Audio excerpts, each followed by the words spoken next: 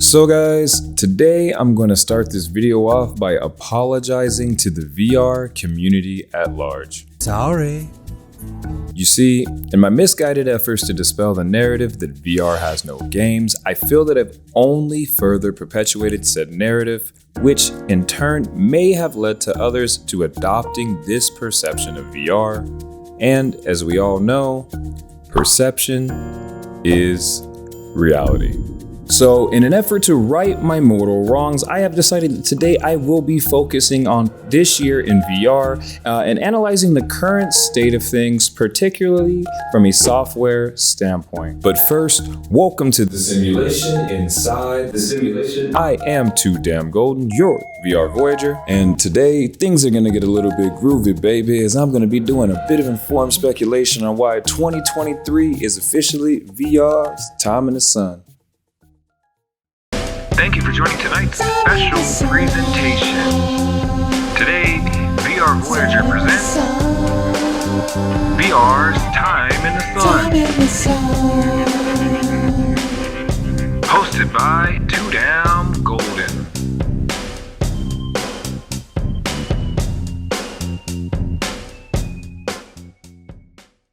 So over the last year or so, the overwhelming vibe permeating throughout the VR community is that VR gaming is stagnating at best and dying at worst, and I'll admit that I may have fanned the flames a bit in this regard. Hell, my highest viewed video is literally titled, "Is VR Dying?" Even though this funky video on screen now is way out of sight, and you should definitely be checking it out right after you check out this jam right here. But anyways, in that video, we ultimately came to the conclusion that the current state and future success of VR is entirely dependent on this new generation of hardware and its accompanying software support. And quiet as kept, 2023 has actually been quite stellar on both the hardware and software fronts, so much so that it's very much looking like this may be the year that VR gaming really starts to gain mainstream traction. Now, if you have seen any of my past video essays, then you will know that I love to immediately jump into the statistics. So for today's video, we will be focusing primarily on numbers,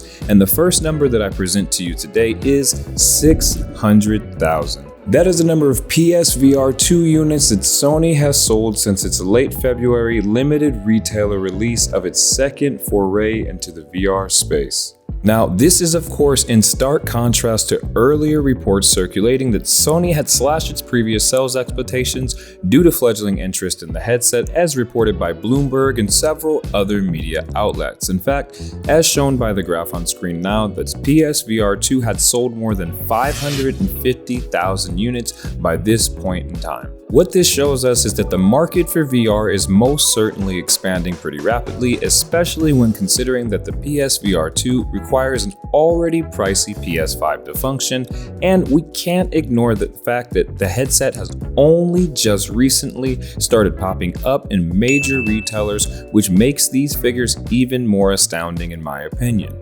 Now, transitioning from hardware to the main attraction of this video, the software, but still focusing on Sony, the next number that I'd like to throw your way is 22.58, which represents the percent of games showcased at Sony's PS Showcase that were PSVR 2 focused exclusively. Truthfully, this was only 7 games in total, with 2 of them already being available for other VR platforms, and one of course simply being an update for VR's most overhyped piece of shit game, Beat Saber. But once again, this shows the VR community that Sony, at least for the time being, is committed to putting development and publishing resources into the VR gaming ecosystem, which we all know VR has desperately needed for a while now, and it serves as an indication that the market of people people interested in joining virtual reality certainly does exist. With this seemingly being showcase season and Meta not wanting to be the jive turkeys in the room, of course they had to enter the fray as well. Cue the MetaQuest Game Showcase, which unlike 2022's sub 30-minute presentation, delivered on the singular core things that all gamers wanted hard. Legs. No, not legs, Zuck. Games, baby! So obviously the biggest announcement to come out of the MetaQuest Gaming Showcase this year was the reveal trailer for the long-awaited sequel to one of VR's very best titles, Asgard's Wrath, as Sanzaro Games has been remarkably quiet since their acquisition by the aforementioned social media giant, presumably working on this very game. And this was a very monumental announcement for Meta, as there has been a lot of questions surrounding their intentions within the VR space over the last year or so, as they seemingly haven't done anything with their high-profile studio acquisitions other than degrade the visual fidelity of Onward and shut down the fan-beloved VR esport juggernaut Echo Arena. And of course, Meta's Reality Labs division and its affiliated studios were hit particularly hard by demand during their most recent round of mass layoffs. Potentially even more important was the day's earlier revealing of the Meta Quest 3, which will sport the new next-gen Qualcomm Snapdragon chipset, as well as upgraded pancake lenses and what is only being defined now as clearer and sharper visuals, while simultaneously being a purported 40% slimmer than the Quest 2. And while final specifications have not yet been publicly released surrounding the Quest 3, it potentially represents another massive step forward for consumer-level VR, as the increased power that is slated to come with it, in combination with a more comfortable headset in general, could be the missing link between not only bringing on new adopters into VR, but also serve as a massive stepping stone in getting overall retention amongst current VR Quest users to much higher levels. Now, with this tasty jam costing $500, I think Meta has made it clear that relative affordability is definitely a priority, and although we do not currently have an official release date for the Quest 3, we do know that it will be coming on at some point later on this year, so trust and believe I will be keeping all you solid peeps in the loop here as we keep it stepping, moving on to the future with regards to the Quest 3. Now, full disclosure here for the last section, I drafted up a section here specifically talking about the newly revealed Apple Vision Pro, but after doing some research and playing around with some concepts, I decided that this device probably warrants its own video, so instead of compressing my thoughts about Apple's inaugural mixed reality venture into a singular section in this video, I will instead be covering it in a future video of its own. But yes, I acknowledge you, almighty Apple.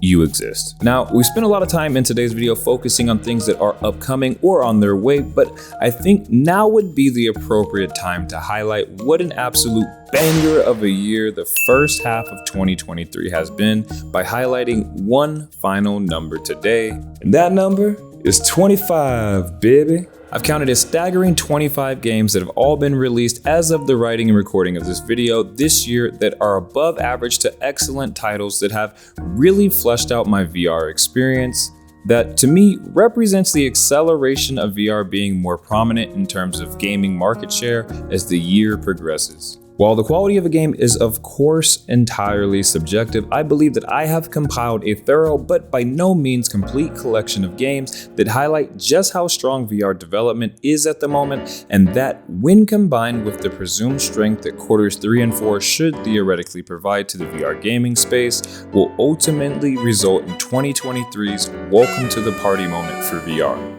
So coming into the new year and out of the holiday season, predictably, things were pretty slow release-wise in January for VR fans, but we did get the prehistoric Big Game Hunter Turok-inspired Primal Hunt, which was a great deal of fun in my opinion, but the involvement in some of the original developer team from Turok developer Iguana Studios really does make me appreciate the vision that I'm sure some of these guys have had for decades finally come to fruition. Now, February, however, was on an entirely different level than almost every other month this year thus far, as of course Sony's release of their PSVR 2 headset dominated the headlines, and a solid slate of VR titles dropped accordingly. However, titles such as Drop Dead The Cabin and a remarkably well-made roguelike The Light Brigade weren't PSVR 2 exclusives and could be enjoyed by Quest 2 and PC VR players alike.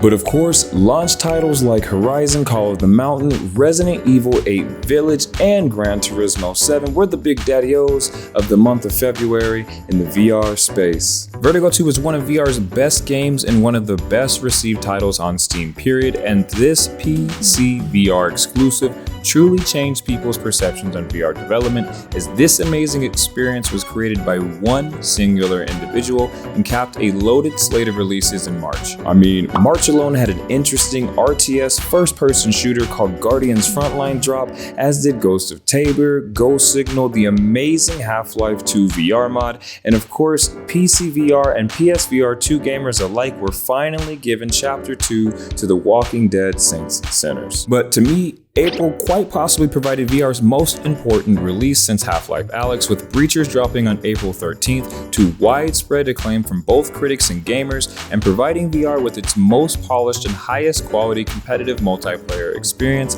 genre notwithstanding. And following the releases of the Quest port for Call of the Sea, the terrifying PC VR and PSVR 2 game Afterlife VR, as well as the stylish retro first-person shooter Amid Evil, April concluded with the long-awaited port of the Indiana Jones-inspired full-motion adventure platformer Eye of the Temple, which hit the Quest 2 store on April 27th. Guys, I think I have more than illustrated my point. VR gaming, and more specifically the software side of things, is in an absolutely fantastic state, with the developers going absolutely ham at the moment, and what the sales figures of the PSVR 2 show us is that there is definitely a burgeoning market brewing, waiting for more comfortable headsets and more games. And fortunately for those of us who are already connoisseurs of VR, we have seen what appears to be commitment from major companies with massive budgets, at least for the time being, into the VR gaming space, which can only lead to more and more innovation. And the rising investment into the technology, in combination with the advancements of the actual tech itself, will ultimately lead to continued improvement overall. And I believe that the slate of releases for the second half of the year are as strong or greater than those of the first half, then 2023 will truly see the ascension of the popularity and retention of VR, and it may just as well finally be VR's time in the sun. Alright folks, so that just about wraps up today's video. Hopefully you did enjoy. If you did, you know what to do. Like, share, comment, subscribe, all that good jazz. Become a part of this small community of ours that we are building here. This is officially VR's time in the sun. I'm calling it now. And I think 1 year from now, we'll be looking at a massive explosion in popularity within the VR space. So drop down in the comments below. Let me know what you think. Do you agree? Is this VR's time? Are we a few more years off before we really start to see wide-scale mainstream adoption? Definitely love and cannot wait to hear what you folks think. So as always, guys, thank you for watching. I am Tooodamngolden, your VR Voyager, and thanks for joining me in the simulation inside the simulation.